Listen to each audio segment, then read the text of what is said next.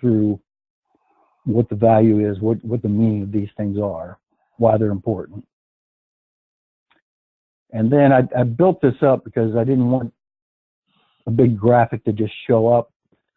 So we'll talk through publishers on the left, subscribers on the right, what we do in the middle with transforms, filters, aggregation, all that sort of thing, and then how that data gets to the subscribers, which in this example are hospitals, emergency management, EMS, etc. And so here we will talk through just a very basic scenario with a 6-part pileup and talk about how that data is moved around. And we'll talk about, during this slide, the components of that, which, I mentioned transforms, but we'll mention standards, which are produced by OASIS, HL7, and other standards development organizations. And then wrap up with 2 things. One is the value of this solution exponentially becomes greater as a mass casualty or an incident becomes greater. And so I'm not going to talk through this, but what we want to emphasize here is that the standards that we're using to pass data have been field tested many times, early on to improve the standards and later on to make it rock solid and show that multiple systems, without changing their systems, changing their business processes, can send and receive patient information to each other. And I kind of like this slide from DHS S&T, which says, it kind of wraps up, if you see at the bottom, that patient data exchange is kind of on the left of this continuum these days. And honeycomb networks can move all this to the right. So with governance, we go from informal coordination between agencies up to regional committee working with a statewide communications framework. And then we'll go through SOPs, technology, training and exercises, and usage. And then do a wrap up. So 50,000 feet, I'm going to shut up and give you guys some turns to talk about the flow. I like it. It looks very good. I like the visuals. Tim, is that what the forms look like for you, the triage in the hospital? This guy right here? Yeah, because that's not what it looks like on my screen. That's what it looks like on my phone. I took a screenshot on my phone. Okay. But well, at that point, they'll be seeing it on their device, actually. I sent a note to everybody in the window there. When we send the link out to whomever we're going to invite to this, the GoToMeeting, I think we ought to put this link on there so that they'll have it on their device and they can click on it. That's just something we ought to do, Joe, when we send out the GoToMeeting invites for this. But, hopefully they'll be able to bring it up on their own. But Dan, did you have a particular issue with the way it is presented there? Well, the text is all overlapping everywhere and nothing's lined up. Well, I mean, things aren't all lined up right. I can see the triage status piece should be longer. I think that would bring that into alignment. And also on the hospital form, the text was running off the bottom. I've never seen it do that. Okay. So we can look at things like that. My intention is not to focus on the forms on this presentation, but to focus on just to say, hey, here's where we're going to have it. You do this on your phone and then pull up on the web. Here's your data that came over. Yeah, I can give you different pictures to put in there. Yeah, that'd be Now, fun. that might be a good idea. Yeah, because probably what you're doing, Tim, is you're working with a screenshot and trying to fit it into the PowerPoint design. So maybe Dan, you can take an action to give him some good shots to use in the PowerPoint. Yeah. Okay. Yep, No. that would be great. Thank you. Question: did we ever show what happens, like if it's a real mass disaster, to reroute? Like, you're going one place and the hospital was available, but then not available? We don't show it in here, but we could put a list of talking points together to make sure that we either proactively bring up those types of scenarios or are prepared to answer the benefits. I mean, I don't know if you want a benefit slide, but something that says, because we're doing it this way, we have automated rerouting, whatever the benefits are, because we've achieved this interoperability cross-domain. The benefits are automated rerouting, whatever you want to say they are. What do I achieve? I move forward. Okay. Yep, I'm with you.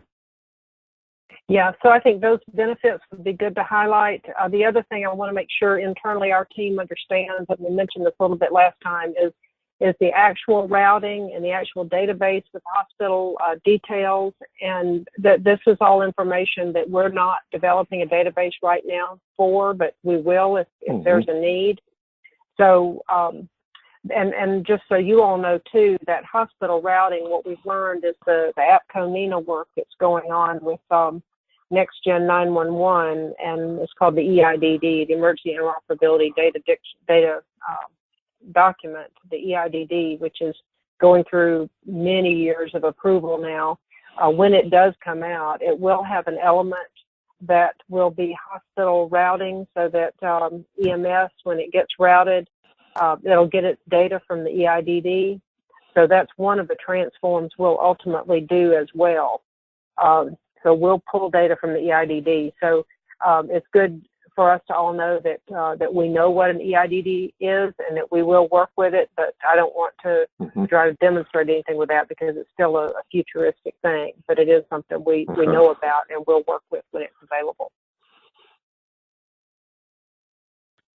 I think an important next step is going to be two things. One is have you folks play devil's advocate and go through these details and we'll fix it up. But secondly, it's just like Lisa said, I think we need to go through it 3 or 4 times as if we're presenting it, because there are a lot of things that I would normally say that aren't on.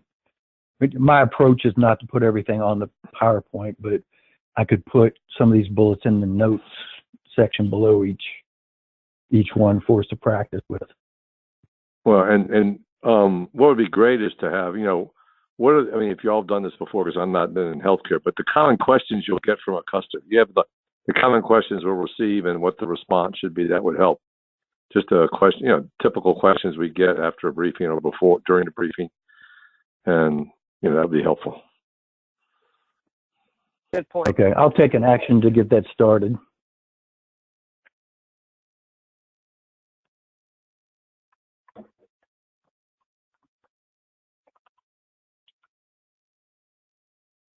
And, I guess we'll tailor it a little bit, at least the talking points that you say going through is going to be tailored somewhat based on who it is we're speaking to. And we didn't, we didn't hear the actual words you would say when, say you look at the one about the bullets empowering the organization and the different things and enabling capabilities that this provides. But we'll hear that when we go through an actual dry run.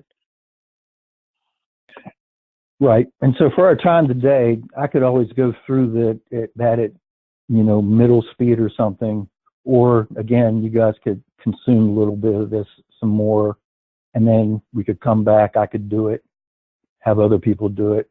I'll leave that up to you guys in terms of how you'd like to proceed.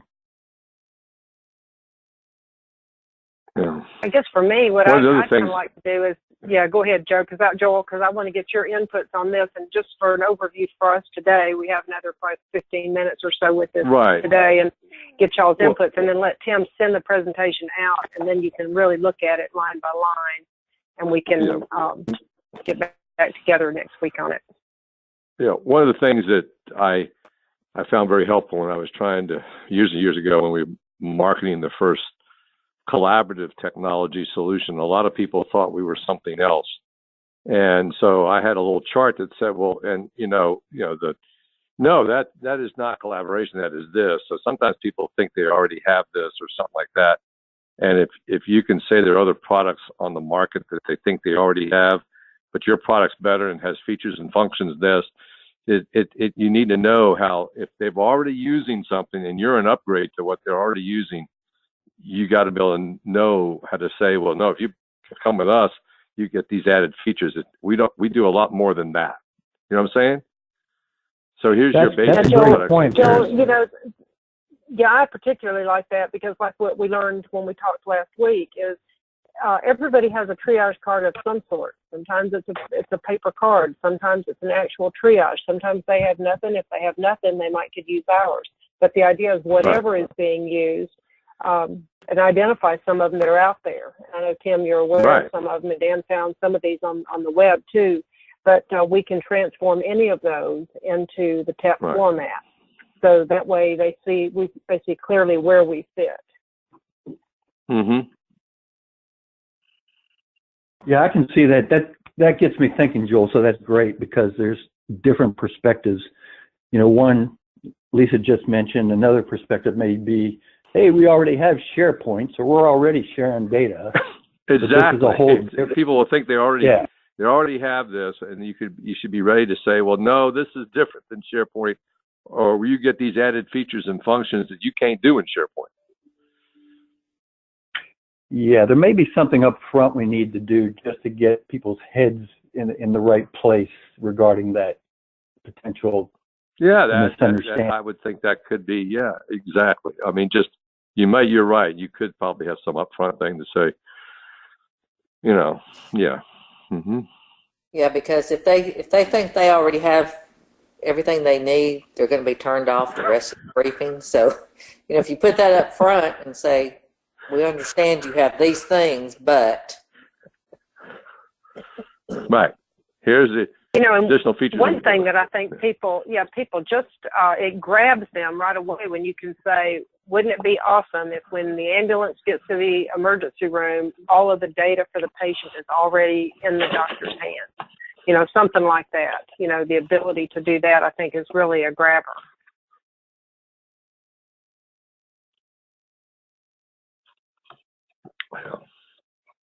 Okay. Yeah, that's some of the stuff I naturally say. I think we need to actually put them on the charts. And so we used to use a technology maturation thing that basically started out with this. You could just do this, and then you could do this, and then you could do this. But now you can do, because of the advancements in technology, you can do these kinds of cross-domain information sharing. And, that just gets that mind set up that you're talking about something that's next gen. That's here, but it's next gen because you go on through a little bit of, it could be a history slide, whatever. So you kind of get them that this is something they don't have, and it's going to give these additional features and functions that they don't have, and you can just talk about things in the past that are more basic.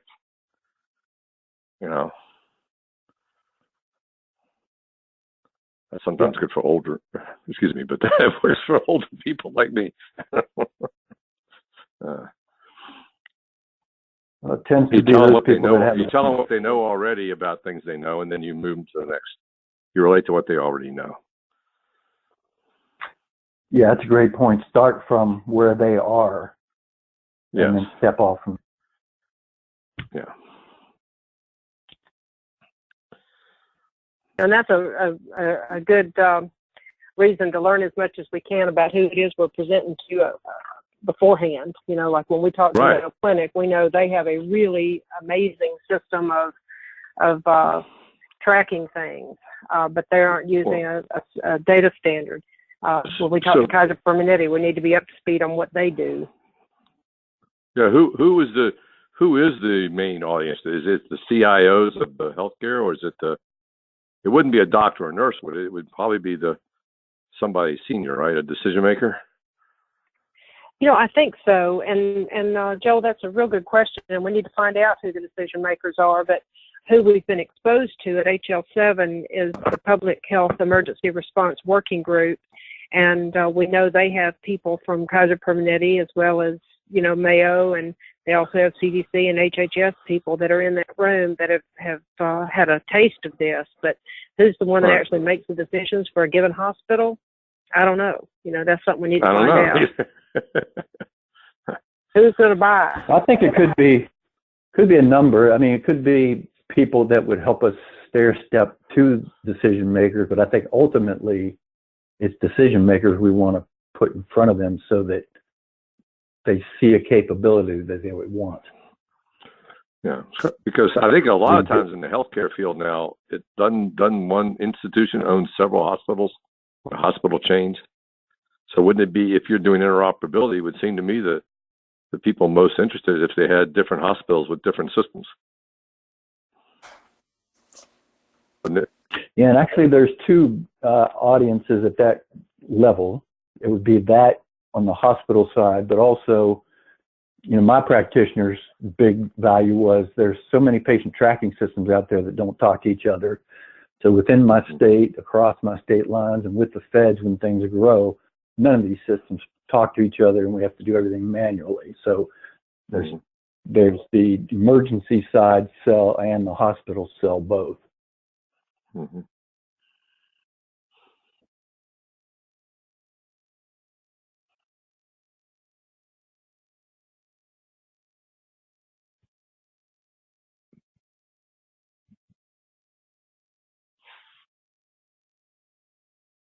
Any other comments about the flow or what we've seen so far? I think it's coming together really nice, Tim. I do too. Yeah. I'm looking forward next time to hear you actually give the presentation as a dry run.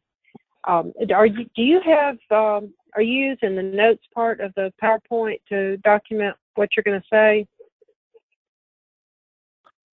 There's a couple notes in there, but that's the next step I'll take, is spend some time doing that. I'll go ahead and send this out as is, but between now and our next call, I'll spend some time making some of those notes to address what I've heard here and other things that I would typically say. Yeah, I think that'd be real helpful, because as we get to where others are given this, you know it like the back of your hand, but everyone doesn't. So if we can flesh out the notes part of the presentation, then, you know, when you're giving, and when someone's giving it, they'll have some good notes to go by. This is really good. I've learned a lot just sitting here in the last 30 minutes. It looks really good. Well, just wait till we get into some content. I'm glad it's a good start. Really smart after that, won't it? You're not going to be able to say anymore, I don't know what it is we do. You won't be able to use that line anymore. Well, wait a minute. Let me rethink that.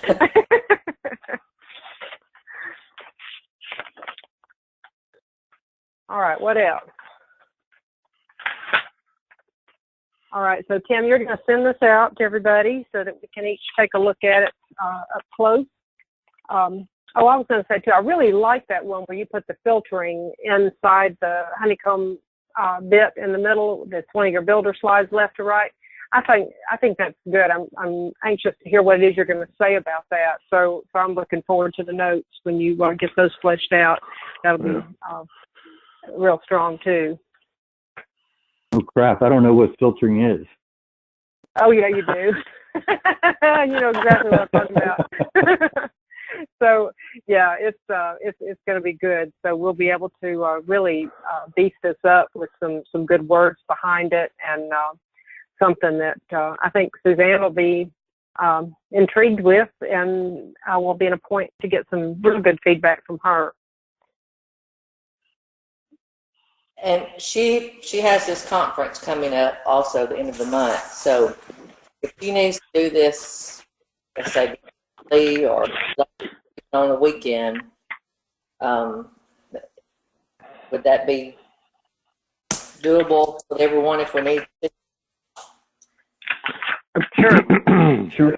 And this one one other thing. I think, the presentation is great for a general.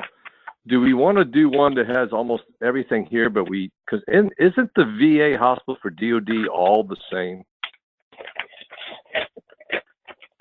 It's its own separate healthcare entity, and no matter where you go, the VA hospitals, it's all the same system.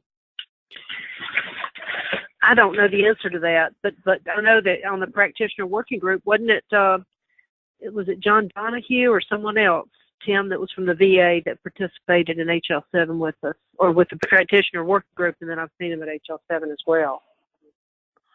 Yeah, I mean, the VA was represented, and the VA was part of deciding what's the key information that is needed in the standard. Mm-hmm. Because I think if you could get the DOD, or you get one DOD, you get them all. I'm just saying if we had a separate president just for because they write their own. I think they can do their own things in DOD within medical. I believe. Yeah, that's a good idea, Joel. With DHA and MedCom, that would be good to have a different presentation. Just for the DOD, yeah. I think that would, and I know Joe, a long time ago, John. He's in Maryland, isn't he? John Donahue? Yeah, John Donahue. I think so. Yeah, I know him. Yeah, I know John really well. Yeah. Maybe we could ask him, just say that, yeah. And Tim, I don't know, but, that's another topic we need to go through and just all focus on who do we know, what order we want to do these in, where's our opportunities for right. Because also there's been the SIMSO folks. I mean, doesn't the SIMSO have a yearly or annual association meeting where we could do a presentation? Yeah, that would be good. We might have a little bit of a trap since there's a resolution out there and buying the SIMSO, and we can't get anybody to listen. But there might be decision makers there that can help, shine a light on it again. Yep. Well, I think on our subsequent call, I think probably the next week, we won't have Suzanne next week, but probably the weekend or week after, we'll be able to have her. So next week, I'd like to set aside another time for us to get together and hear Kim's presentation uninterrupted beginning to end with all that's filled in. And then make that call and let's all bring our ideas together after that presentation as to who do we go to next and what order makes sense. And all of us individually can look to find out who are the buyers and where are the needs and see what our next steps will be, so we're best prepared. Okay. All right. So what time do we want to meet? I think once we go ahead, Tim. I'm sorry. I was just going to mention that once we have this version kind of nailed down, we're kind of happy with it, we'll have a template that we can start tailoring to different audiences. All right. And then you were going to time. I would do Monday, but it'd be great if I had Monday to work a little bit and do something Tuesday. I'd go either way. Okay. How's everybody's schedule looking? Monday, I've got a couple of things going on too. So if we move it to Tuesday, Tuesday's better. Sure. I'd be all right. So maybe in the afternoon, I could do like 2:00. Does this time work? 2 Central, 3 Eastern for everybody? I think so. Yeah, I think. Well, let me see. That's better for me. Yeah. Okay. Joe, are you good with that? And Dan? Dan, yeah. I don't know if you could hear me. That sounds good with me, Dan. Okay, so that'll be Tuesday, the 11th at 2 Central and 3 Eastern. And Joe, if you could put out a go-to-meeting for that one, we'll get together again and get a little further down the road. Okay. I'll let you know when I hear back from Suzanne, and I'll ask her some of these questions and let you know if I get anything back from her. Like I said, she's trying to work and get ready for this conference too, but she said she would be more than glad to go through this with us. So. Sounds good. All right. Well, I appreciate everybody's time. I think we're moving along smartly. All right. Okay. Yeah. Thank you. It looks really good. Appreciate all the work. Yes. You did a great job. Yeah. Good All job. right. Thank you, folks. All right. Thanks. All right. Y'all have a great We'll weekend. talk to you. You too. Have a great week. You too. Bye-bye. Bye-bye.